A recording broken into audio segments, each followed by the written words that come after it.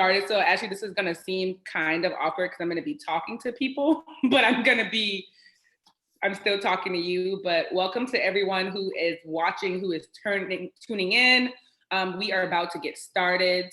This is our second Authentic Black Mama, Ashlei. And I'm not gonna talk real deep about like what this is, how I did the first one, because if you haven't, you should go watch the first Authentic Black Mama, Logan.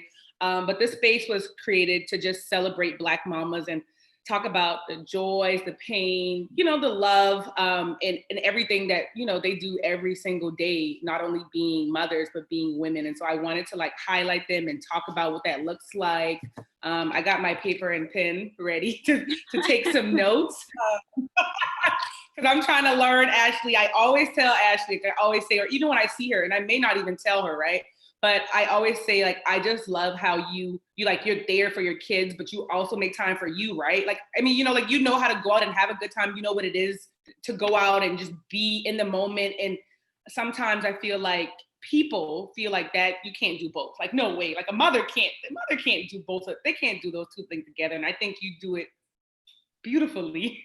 So I'm excited to talk to you.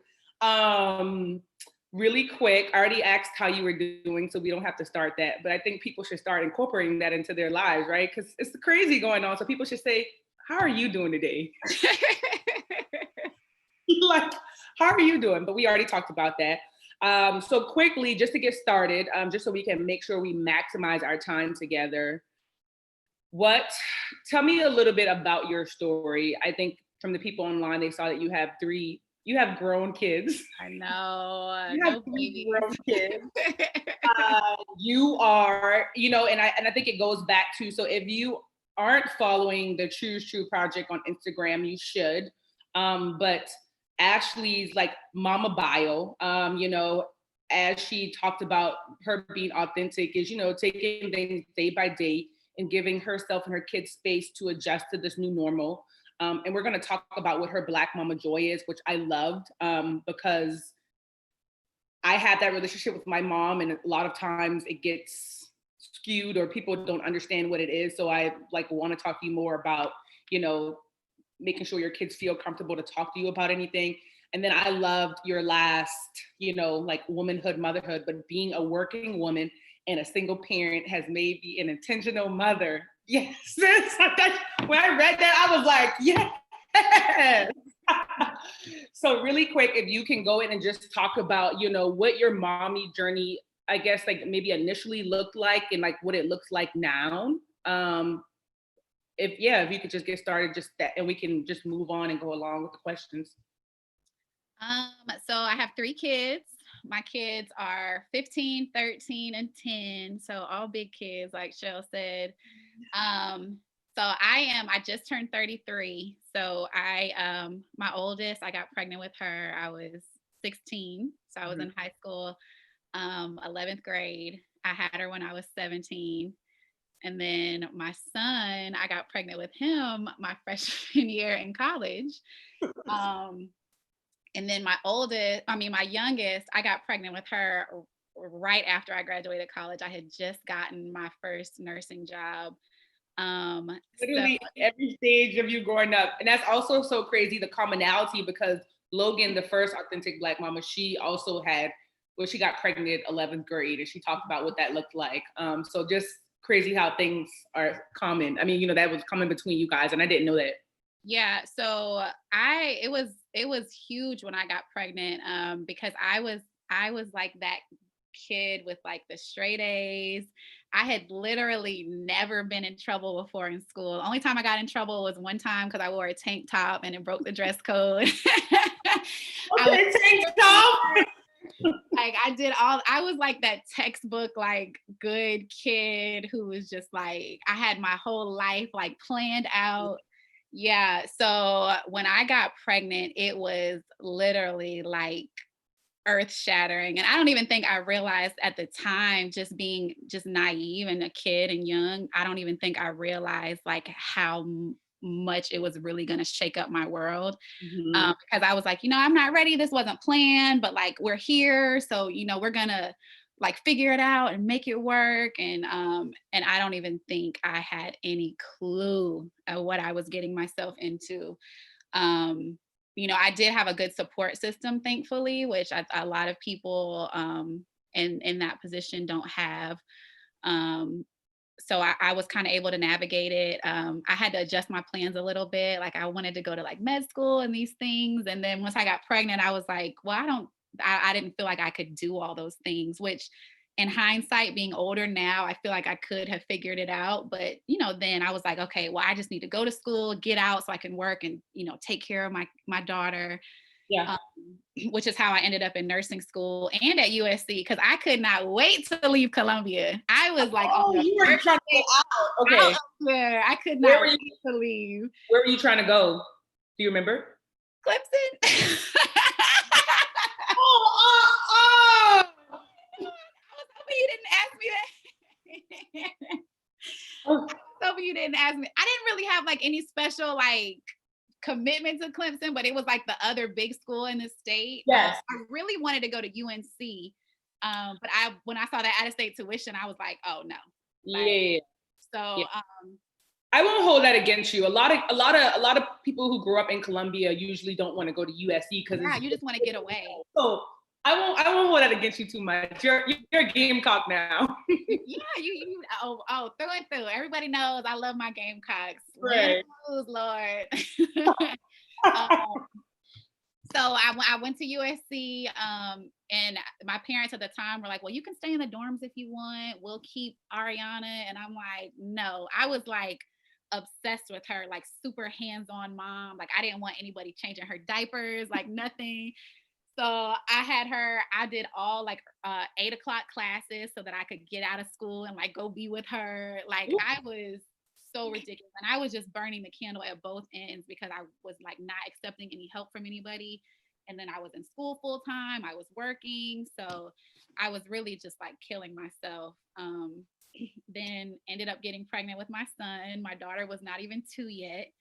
I found out I was pregnant with him. I was already like 4 months pregnant by the time I found out. So it was just like, it was just chaos. It was chaos. And then, I'm like walking around campus, like super, I already have one kid that I kind of had this like, I didn't know like how to tell people that I was a mom, or like, I just felt like, well, people are going to judge me, or, cause like you're at college, these kids don't have kids and like the responsibilities that you have. They're like partying and I was still going out and stuff, but it's just different because I have to go out and come home and my kid's probably going to wake me up and I'm like, so, and now I'm walking around campus with this like big belly and like all these things. So that was emotionally like a really hard time for me. I felt very much like, these people don't really get me. Like I have, these friends and we go out and we do these things, but it's like, even when you get pregnant, you don't hear from these people because college, they just want to go out and, so that was a really hard time for me emotionally. And then, I'm in nursing school. So I had my son. Nursing school, like anybody who's been to nursing school at USC, like that is the hardest thing I have ever done in my life. Like, so I had my son. That little nursing crew clique. I remember y'all used to just with our red scrubs. nursing. So it reminds me when you said like you didn't go to med school, but I think Ashley, you're still very accomplished. Like so you got through nursing school at USC, which is the whole thing. Now, you got your master's and now you're working through, and you can talk about that another time. But I think, what they say, like a dream deferred is a dream. I can't remember what the saying is, child. But essentially, like, like you didn't get into med school, but you still got to work in like, in this field, and you are doing really purposeful work in the medical field. And so it doesn't look like a doctor, but like, girl, you are a whole master nurse. Yeah, it worked out, but yeah. I really struggled with I had my son and then I was only out for 3 days. So 3 days after I had him, I went back to classes because you literally, once you get into those nursing courses, like you can't miss, or you fail the course, or you'll just miss so much it'll be impossible to catch up. So I literally, after I had my son, I was only out for 3 days. So now I have like my daughter who's like 2, I have a newborn. I'm like, so that was a really hard time for me. And then I think just all that on top of trying to navigate, like, I always had this really like laid out plan for myself, and all these things kept happening, and like every plan I had was just like, oh no, can't do that anymore, can't do that anymore. Yeah. So I think I struggled with that just internally for a really long time. And then I'm like, okay, I graduated nursing school, I bought my first house like a Yes. couple months after we graduated. I got my nursing job. I'm like, okay, like things are coming together slowly, and then pregnant. So it was like every time I was getting a kid out of diapers, I was pregnant, and it was just so, and I'm like, at this point, I'm like, okay, I am like 22 years old. I'm about to have my third baby. I was embarrassed, honestly, Mhm. which now it just feels like such a horrible thing to say, but just, being young and just you're not prepared. Like that, this is not what the life I wanted for myself. This is not what I expected my life to look like. So, um, that like kind of getting myself through that emotionally has been probably one of the hardest parts of motherhood for me, and just kind of Mhm. like making peace with the fact that, like, I don't really have any control. Like, nothing that I planned happened, but just kind of making peace with that. That's been like a really big part of my motherhood journey. Oh no, I love that. I love that. I love your honesty in that, because though you had like a great support system with like, your parents and your mom, and you were still hands-on, nobody saw that from college. People probably still had a lot to say and judgmental about what that looked like. And here you are, you're like fighting internally, like the shit that I wanted to happen did not happen. And so that's what you don't care about whether, I mean, you care about you, I'm sure like that stuff bothered you, or you were like, but you were just internally like more, probably more upset with yourself than anything, or just more, Absolutely.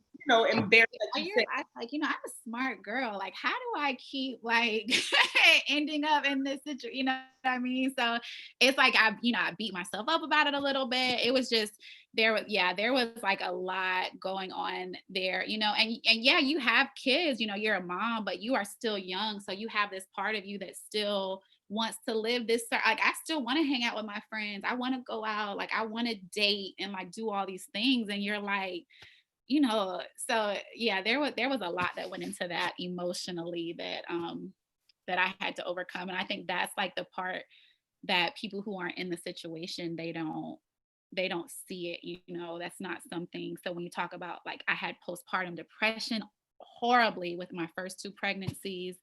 So there's these things that people just never get to see. Yeah, I mean, right. And so how did you know? Because, I think people are now, postpartum has become like, and you as a nurse, you have a lot of different backgrounds, but you being a nurse and in that space, like people are now talking about postpartum and really recognizing what that is. But there's probably been a lot of women who had postpartum who had no idea they had it, or what to even notify or like, identify what those were. So how did you know you had postpartum with your first 2 kids? And then you were still growing up, Ashley, like you were still becoming a woman and an adult in that self. So how did you recognize that? Or were you told like you had postpartum depression?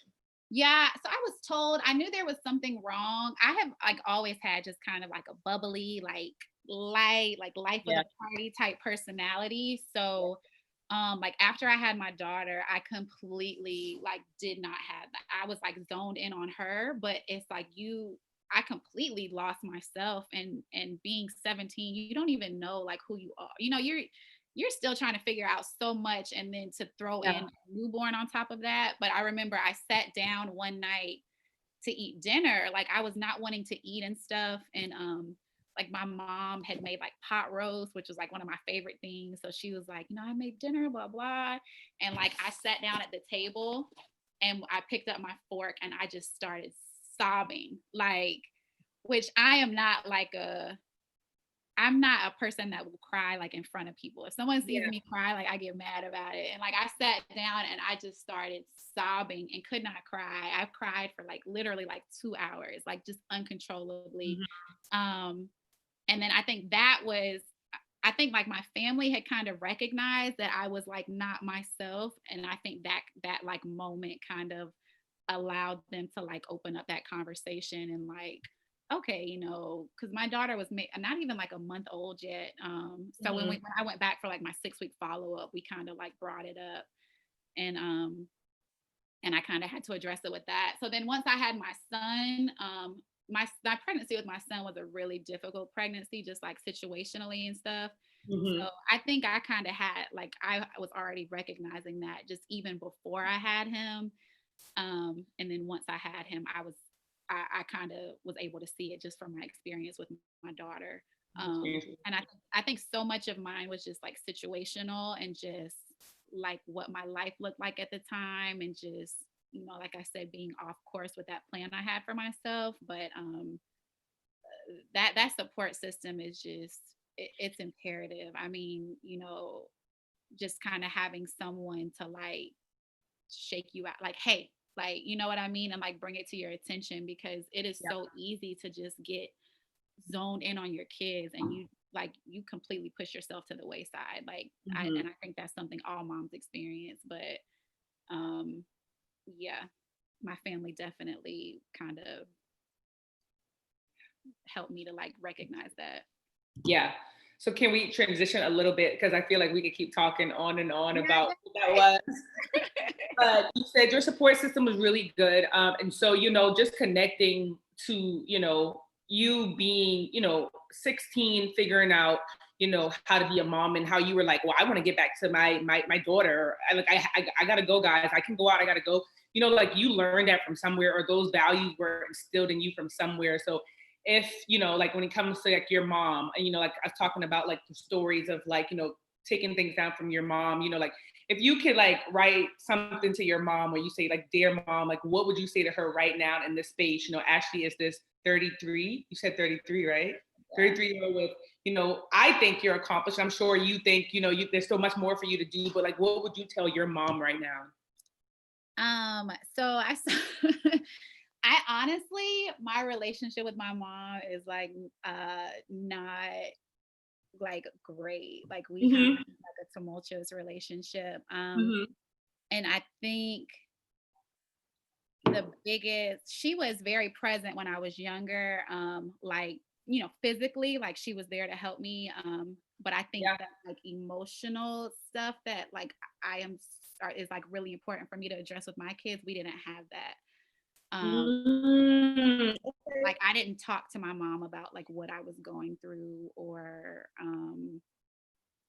I felt kind of like the black sheep of my family growing up. So Gotcha. I think the biggest thing that I have learned in like most recent years, with like therapy and things like that, have helped me kind of like get to this point. But of like seeing your parents as like they're their own people. They Mm-hmm. are your parents. So we have in our mind like, well, this is how you should have shown up for me, or this is what I needed from you. But they're people too, just trying to kind of figure it out, and doing the best with what they have and what they've been through and what their own experiences are. So I think that has allowed me to extend my own mother a little bit of grace, Okay. and kind of not carry that resentment for her that I could have otherwise had.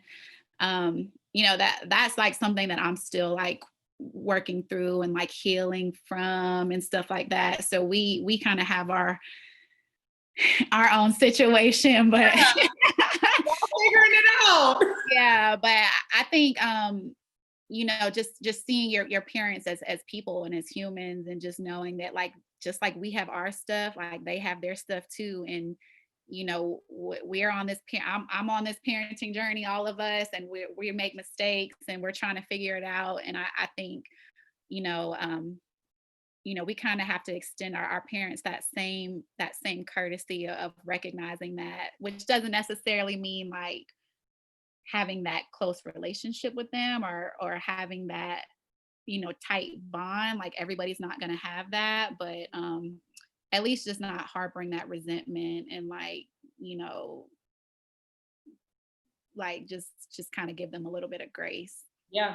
Yeah, yeah. No, I love that. I love how you said, like, in the situation in this space. Shout out to you for talking about therapy. Sometimes we don't bring therapy up enough. But how you gave your mom grace. And so kind of to go to another question, like, what does self-care look like for you? Like, and do you give yourself that grace that you gave your mom? Like, let's talk about it, right? Because again, Ashley, you do a lot of everything, right? And I love that you're present and you're present in your kids' life. You can see that. I mean, your kids went to Paris. Says I didn't go to Paris till I was 30. And so, you creating those memories, being present in them, how do you stay present for them, but also like take care of Ashley and take care of mom, because you are still a woman at 33, and I think you're still a young woman, right? Like, I don't think life has stopped for you because you're over 30, and we love to say that, right? Like, I'm alive, baby. I'm right. But what does that look like for you? Like, so what does self-care look like for you in giving yourself grace? So definitely therapy. Honestly, like it took me a really long time to like get in a space where I would even go. Like I knew I needed to go just because of like my own like mommy daddy issues and just, everything I like we touched on earlier that I grappled with being a young mom. So it took me like a long time to even say like, okay, I'll go. Then even when I went, it took me like a long time to actually fully like let myself open up. To be present. Yeah. So that's been a journey, but that has been, I mean, life changing. That is the best thing I could have ever done for myself. And I initially, when I was going, it was something that like I had that stigma of like I was, I didn't want to tell people, or it was very like, well, how would they look at me if they knew I was going to therapy, or like, but now I'm like, oh, you need to go to therapy. Like, like I think everybody should go to therapy. It's like, I'm a super advocate for that. So that has been like monumental in just, helping me on my journey. But also like self-care for me, I think self-care is often referred to as like a luxury, but it's really like a necessity. Like you have to do it. You can't pour from an empty vessel, and I think mothers are so conditioned to just give and do and go and go and go and go. Like if you're not constantly busy, like what are you even doing? I feel like that is, the expectation placed on moms. So like some friends of mine, we do what's called like First Friday. So like the first Friday of every month, like that is our like night.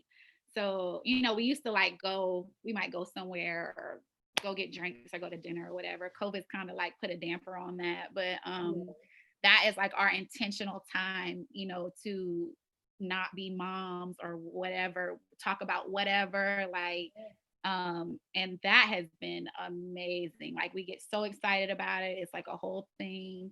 But so like when I was younger, like my family was that support system, but now it's definitely become like my best friends. Like I don't even know how I would get through this journey without them, And of course, like you have like, your friends, you can kind of talk to them about parenthood a little bit differently than you can like on the internet, Oh, for like, sure.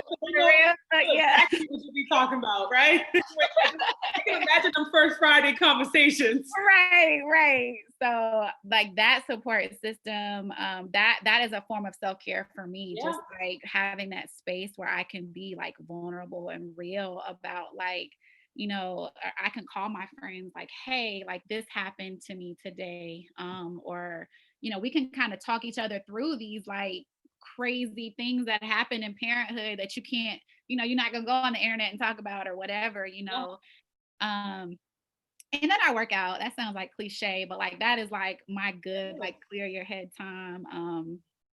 That I can really like, just zone out and like not worry about anything, whatever.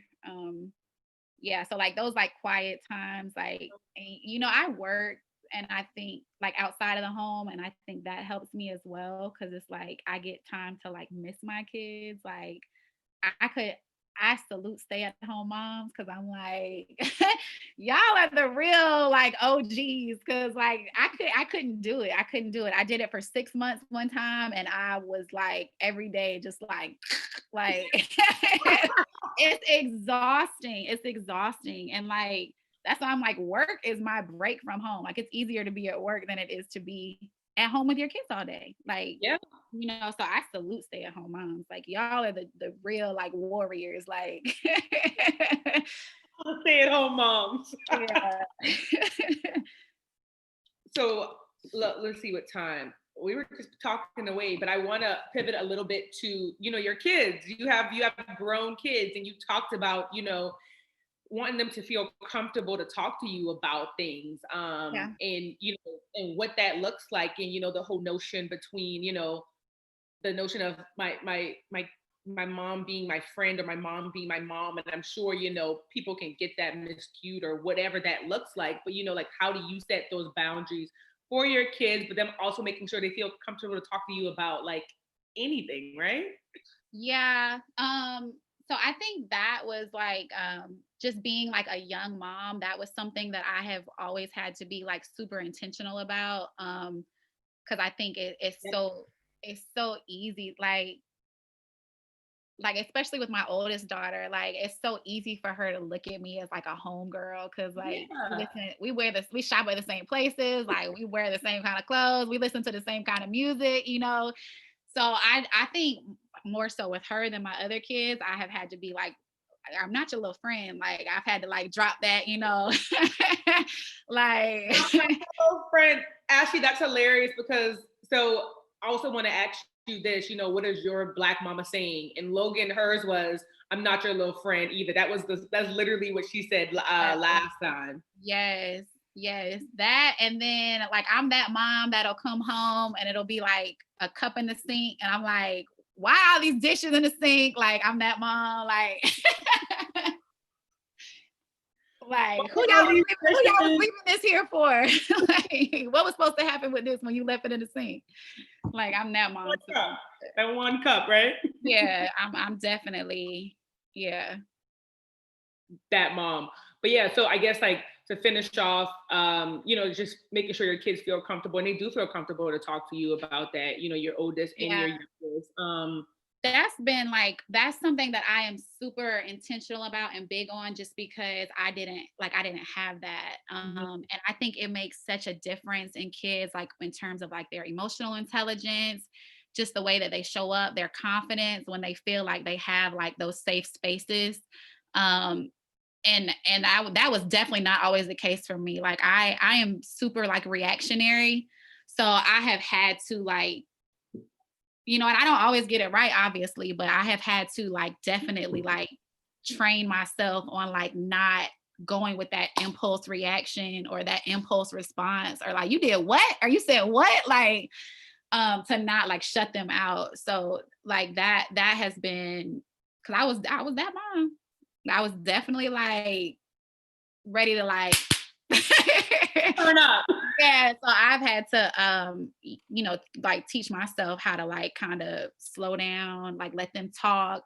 And I think it's such a great thing for them because it gives them a confidence to show up in the outside world and to have like opinions and to have a voice when they have one at home. So which again is something I did not have, and that like being a mom has helped me to find my voice and like ability to speak up, because you know you're going to bat for your kids all the time, but just initially that was not something that was in me. So um that like seeing them have that and be outspoken and just like have these strong opinions that they can like defend, and that has been I just love seeing that because it took me being an adult before I, you know, had that. So that is definitely like a mama joy for me.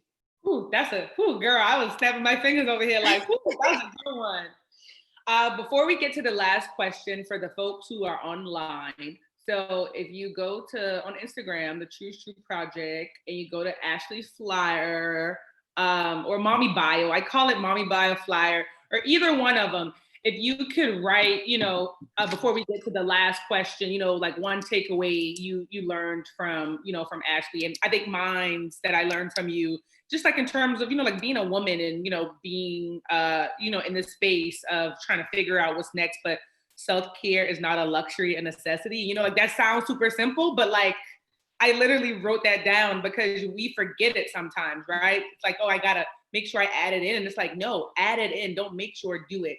So I appreciate you for that. So if anybody else have any, takeaways, if you could, put it in underneath the flyer, that would be good, because it's hard to see comments on it because it's just like me and Ashley talking. We don't see the YouTube part of it. So thank you all for joining.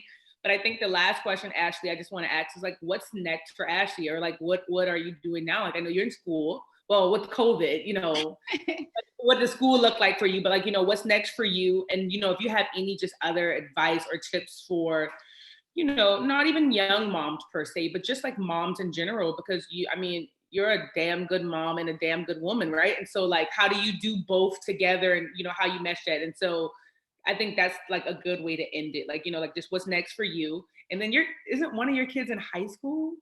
Yeah. Yep. She's going to 10th grade. It's crazy. It's crazy. Like, So yeah, so what's next? She'll be graduating. I'm like, oh my gosh, that's so crazy. But that's awesome, right? That you like got to be a part of that process. You got to be a part of all that for her, and you get to see her go to college and yeah. And then you got your other 3 kids that are ready to do the same. Other 2 kids, not other 3 kids. Oh, sorry, sis. See, I try to give you another kid. 3 is enough.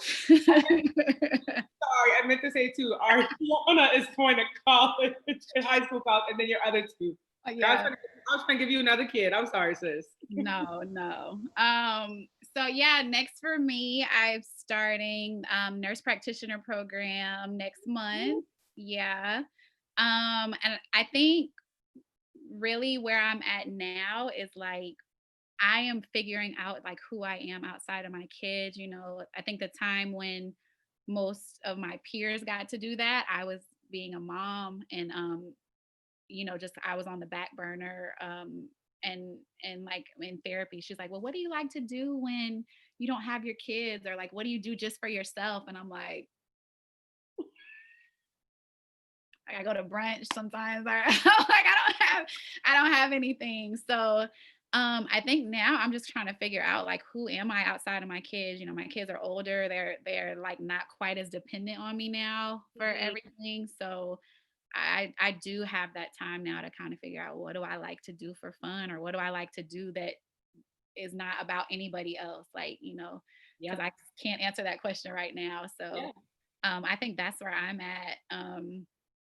As far as advice, I would just say, mommies, give yourself some grace. I think it is so easy for us to get bogged down with like mommy guilt, or, just second guessing every single thing we do. And like, we're gonna make mistakes. We're all just figuring this out as we go, and the best all we can do is just show up as the best version of ourselves for our kids. And I think they see that. It's like some of the things I have overheard my kids say, or it just makes me cry because I'm like, okay, so they do see it, like they do get it, like. And you don't feel that in your day to day, or like when they're like frustrating you, or when you're so exhausted, like you don't feel that they see you and that they appreciate you. And it's like, just little things, or like the little stuff that they do on Mother's Day, they don't have any help. But like my birthday was last week or a couple weeks ago, and like they had cut up homemade confetti. So when I came in from work, they like threw, it's just like little things, that like the little sweet things. So just give yourself some grace, and your kids do see you. Trouble don't last always.